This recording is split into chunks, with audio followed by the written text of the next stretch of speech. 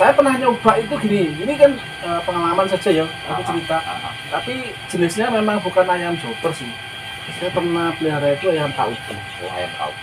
Ya, kebetulan saya pernah pelihara itu ayam KUB 100 ekor. Itu selepas masa brooding itu sudah saya full pakai pakan alternatif. Ya, salah satunya pakai nilai proteinnya saya dapatkan dari Azola itu. Oh, Azola. Iya. Itu usia 3 bulan setengah. Rata-rata yang jantan itu bobotnya 1,3. 1,3. Yang betina itu usianya rata-rata 1 kilo. Gitu. Cuma ini ya kabeh itu kan jangan nanti kan saya ngomong begini terus praktekkan nggak sesuai, aku ada seneni mas. Ini maksudnya tergantung kapasitas mas, sama luasnya tempat. Kalau kapasitasnya besar, maksudnya kapas kandang ukuran semuanya saya ini segini nih, kalau ini keseluruhan ya ada separuhnya ini aja, separuhnya ini kalau dikasih ayam 100 dengan pakan seperti itu ya gede mas, gede. Usia 3 bulan pasti sebulan, apa 1 kilo koma. Usia 3 bulan. Jadi pengaruh itu kepadatan itu penting. Nah kita seperti ini kan memang ayam padat, jadi kalau nutrisinya kurang bagus, ya nggak jadi. Ya untuk menjaga kandang ini tidak bau biasanya pakai gimana? Saya kalau kotoran itu biasanya saya pakai jamu. Oh, pakai jamu. Ya, jamu-jamuan yang ya produksi dewe mas. Oh, produksi dewe. Iya, jadi nggak beli. Jadi biasanya ya tanaman jamu sekitar atau ya kalau kita punya panenan dewe ya iya, karena nggak punya ya beli mas. Tapi jahe, mungkin jahe. Tapi kalau ya jahe saya tak fermentasi. Oh, jahe fermentasi sama kalau saya sama kencur mas. Oh, jahe sama kencur. Ya, itu metodenya saya pakai saya fermentasi dulu sama apa namanya, fermentasi selama 2 minggu. Oh, itu karena kita itu tidak punya panenan, harus beli, jadi biar irit. Ya next time tidak apa-apa lah, kita misalnya kalau penggunaannya seberapa bisa kita praktekkan, karena setiap hari ayam saya tak kasih itu. Tapi kalau saya tuh tergantung itu ya, masing-masing obat saya tuh ada kegunaannya. Contohnya ini misalnya jahe. Jahe itu ketika musim pancaroba hujan seperti ini, itu saya main jahe. Ketika ayam ini nggak begitu nafsu makan kurang, saya kencur. Oh, kencur. Oh iya. Iya. Hampir kencur menambah nafsu makan. Iya, nafsu makannya pakai kencur aku mas. Jadi itu terus menjaga kesehatan yang lain saya pakai alkali. Itu. Engineer juga buat alkali ya? Saya bikin dulu. Oh, bikin sendiri. Iya belajar ke YouTube. Makanya aku kan bilang ilmu di YouTube itu bisa kita pakai, tapi tergantung keadaan tempat masing-masing dan penggunanya untuk apa. Itu kok salah kaprah kabeh lu wah. Salah kaprah berarti. Ya selama ini aku pakai itu misalnya. Sama ada satu lagi saja. Konsep biar apa ya, untuk memacu pertumbuhan. Kalau saya ya sama, itu ilmu dari YouTube juga sih. Tak coba-coba hasilnya bagus. Saya pakai enzim berdaging mas. Oh, enzim berdaging. Yang pakai ikan itu? Iya pak. Saya nggak tega ya. Saya buat nggak tega. Nggak tega ya? Nah, ikan ya. Harus tega mas. Harus tega ya. Pernah saya mau mencoba tapi nggak tega. Ya kan dipateni disik tuh. Beli kan serius mati. Neng pasar kok. Itu kan nggak harus iwak darat toh. Maksudnya nggak harus ikan dari sungai atau kolam tuh enggak. Ikan laut bagus kok. Iya, ikan laut. Yang penting jangan masuk kulkas. Oh, syaratnya nggak ada kulkas ya, kalau kulkas terus. Ya bukannya nggak boleh saja, cuma nanti hasilnya nggak bagus. Terus bahan untuk fermentasi itu sendiri? Bahannya kalau enzim berdaging itu bahan utamanya adalah ikan ikan segar. tadi. Ya. Yang kedua itu gula aren. Gula aren. Kalau nggak ada gula aren mungkin kan mahal ya gula aren. Ya, kalau nggak Atau ada bisa gula kita aren, gula gula merah juga nggak apa-apa. Oh, gula merah. Ya. Cuma ya kalau kita pingin kualitas bagus ya kita gula aren. Oh, gula aren. Ya. Terus bahan yang ketiga itu nanas. Oh, nanas. Ya. Untuk ukuran Perbandingannya 1:1:1. oh, satu. Ya, terserah misalnya mau bikin 1 kilo ikan berarti ya nanasnya 1 kilo, terus gulanya juga 1 kilo. Itu kalau untuk ayam saya ini 400 ekor ini dengan perbandingan itu mungkin jadi 3 kali 4 musim gitu. Terus mulai mengasih enzim itu mulai umur berapa itu? Untuk Nanti campuran pakan. biasanya ngasih mulai umur 7 hari. 7 hari sudah. Dengan jenis Dari mana tadi? enzim mas. Untuk enzim. Enzim pedaging. Mungkin ya nek nang ndi ya Magetan ya memang masih jarang orang pakai. Oh, masih jarang mungkin Ya. apa karena belum percaya sepenuhnya. Iya, waktu gini saya kan ya pengalaman juga ya cerita ini. Saya pakai enzim ini terus saya terapkan sama ayam petelur. Itu Oh, pernah. Pernah. Eh, Sampai sekarang kayaknya diterapkan Nah, sama itu. adik saya itu. oh, Pakai enzim itu. yang pertama petelur. Iya. Ya, mungkin kapan-kapan kita main. lah. Iya, Nah, tapi kalau yang petelur itu enzimnya bukan enzim pedaging ya, tapi sebetulnya bahannya sama, cuma itu namanya kalau dari sono YouTube-nya ngomongin kan enzim petelur. enggak bahannya sama. Bahannya sama, cuma bedanya dia dibikin agak lebih encer ya. Oh, iya. Iya, jadi dalam pembuatannya itu ditambahi sama air hujan. Oh, itu kan. Ya, Jadi kok sama seperti air alkali itu ya? hampir sama, cuma kan beda bahan. Kalau bahan alkali? Kalau alkali itu kan bahannya kan hanya itu apa namanya jeruk itu. Jeruk yang kecil-kecil lah. Jeruk kecil itu bisa, terus jeruk yang lemon itu juga bagus. Terus ada lagi apa itu? Saya lupa ya. Bahan lagi itu. Yang dari cuka apa? Oh, suka apel. Jadi beli di pasar bisa langsung kita. Beli di pasar ada, di apotek biasanya mas. Oh, di apotek. Cuka apel. Oh, suka apel. Tapi nek aku nggak beli aku. Gawe dhewe mas. Terus bahannya apa itu kalau bahasa dulu? Cokak itu. Apel. Oh, Apel itu terus dikasih air Ah, sama dikasih gula, difermentasi selama kurang lebihnya 1 minggu. oh, ya kita cairkan dulu. Ya, jadikan cairan itu sudah jadi cuka apel daripada beli mahal. Ya kalau ternak skala rumahan memang harus gitu ya. Ya intinya kan kalau jadi peternak skala rumahan itu kan pinter-pinter memanage pengeluaran. Tapi harapannya itu hasilnya maksimal. Kayak prinsip dagang loh mas. Jadi kalau prinsip dagang itu kan produksi seminimal mungkin dengan mendapatkan hasil semaksimal mungkin. Keren. Kan gitu ya? Visi misinya keren ya. Ya visinya memang seperti itu. Gak ngono Terus ya. untuk penjualan di daerah ini gimana? Mas? Untuk penjualannya. Khususnya ayam joper yo. Ayam kampung super. Ayam kampung super. Kalau gini mas, kayak saya itu kan yang pernah saya coba itu mulai kampung super sama KUB. Kita tidak menjelekkan suatu produk, enggak. Semua produk itu bagus. Tapi kalau untuk wilayah sini, khususnya wilayah Magetan, pada umumnya itu penjualan masih di joper. Oh, dicoba. Ya. Alasan? Alasannya begini. Ini pengalaman, saya bicara pengalaman ya. Iya, oke. Nanti jangan di deskripsi yang lain-lain. Saya pernah pelihara itu 100 ekor ayam KUB. Ceritanya itu KUB ya. Ketika saya sudah waktunya dijual, saya kan ngundang bakul mas. Ya sebakul sekitar saya lah. Itu banyak cacatnya mas. Banyak cacatnya dari produk itu. Ini kata bakulnya lah ya, bukan kata saya ya. Kata bakulnya gini, mas ayamnya kakinya hitam-hitam. Itu wes pengaruh. Pengaruh pertama.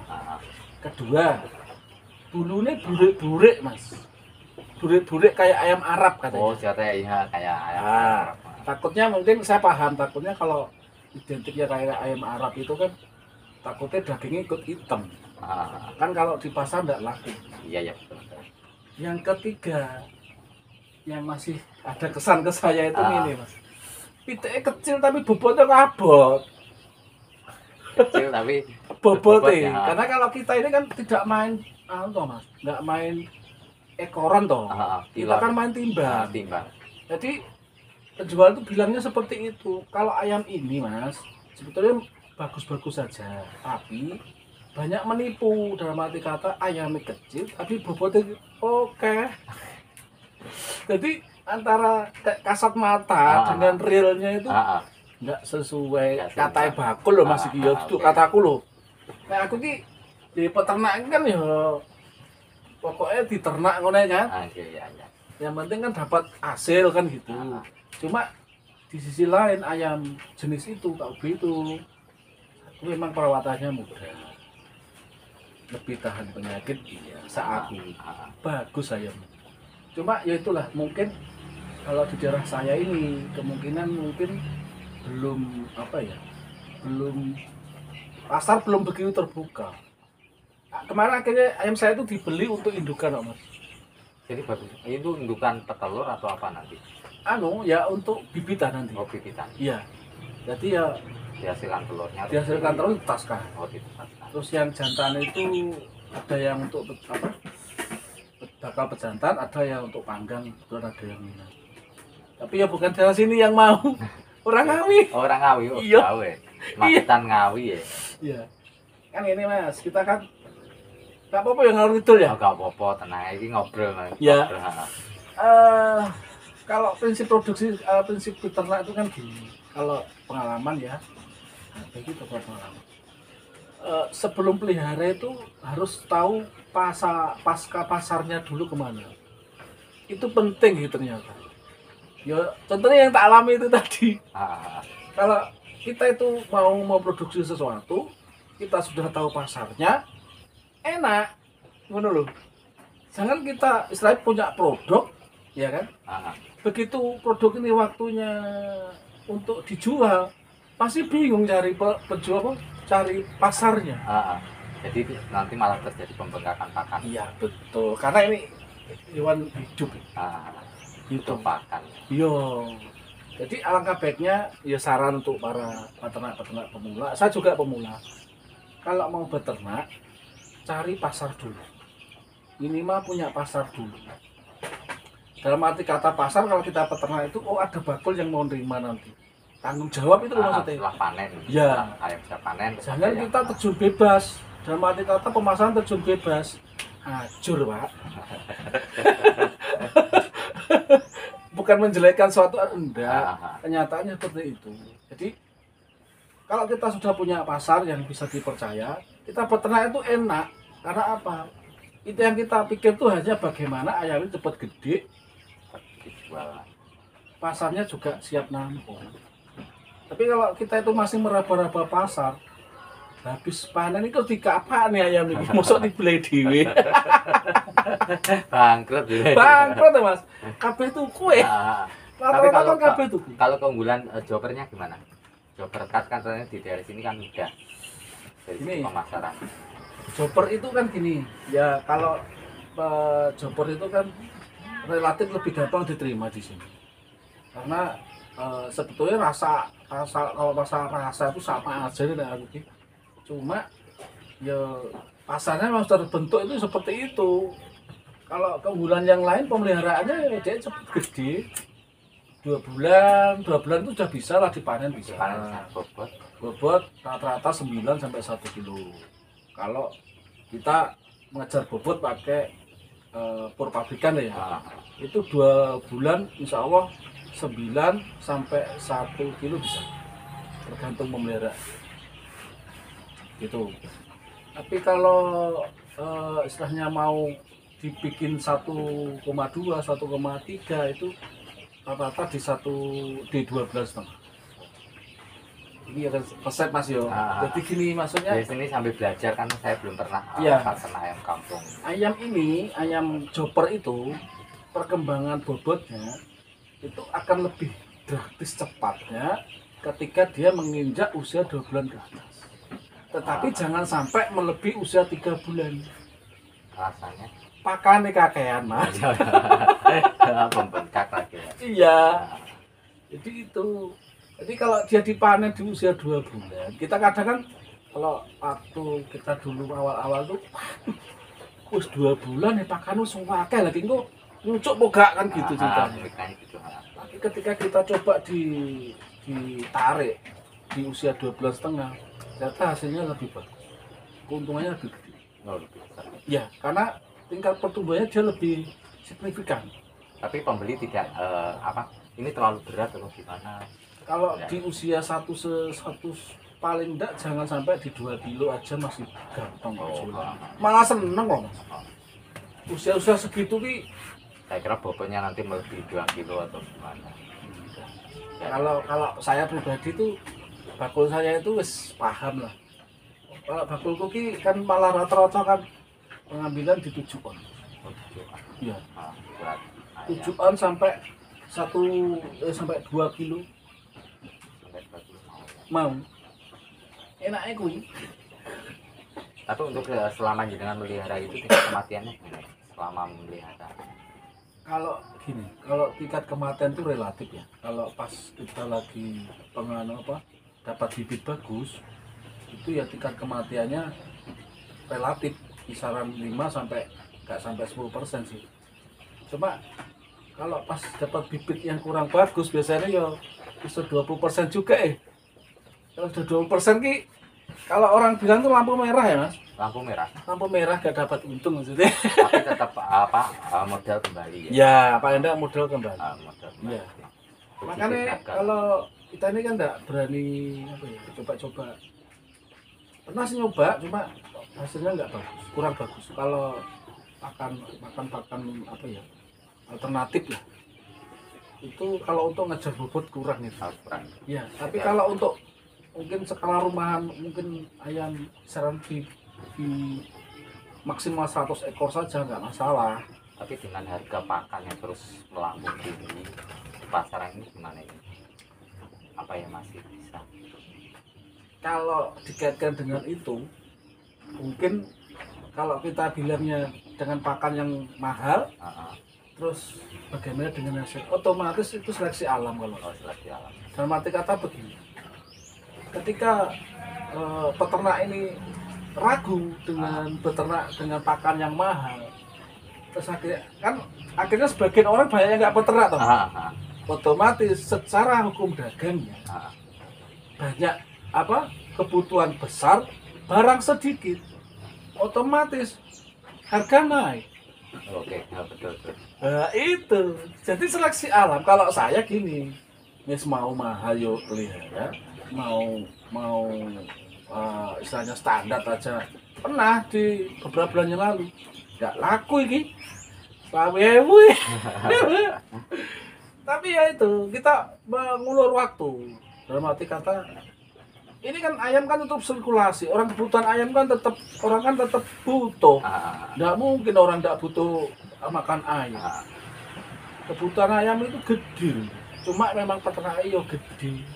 Belum nanti naik pas event itu hari besar, liburan. Gitu.